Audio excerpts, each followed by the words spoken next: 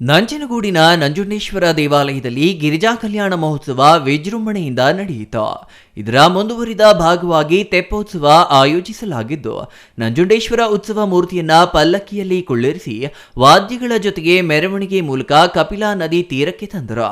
ಪುಷ್ಪಗಳು ಹಾಗೂ ತಳಿರು ತೋರಣಗಳಿಂದ ಅಲಂಕರಿಸಿ ತೇಲುವ ದೇವಾಲಯದಲ್ಲಿ ಇರಿಸಿ ತೆಪ್ಪೋತ್ಸವಕ್ಕೆ ಚಾಲನೆ ನೀಡಲಾಯಿತು.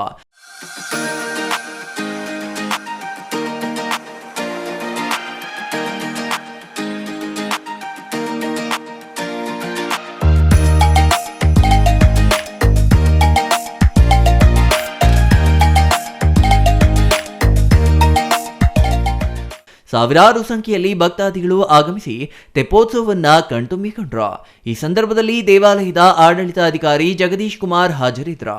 ಯಾವುದೇ ಅಹಿತಕರ ಘಟನೆ ನಡೆಯದಂತೆ ಬಿಗಿ ಪೊಲೀಸ್ ಭದ್ರತೆ ಏರ್ಪಡಿಸಲಾಗಿತ್ತು. Kumar, CTV news, Nanjangud.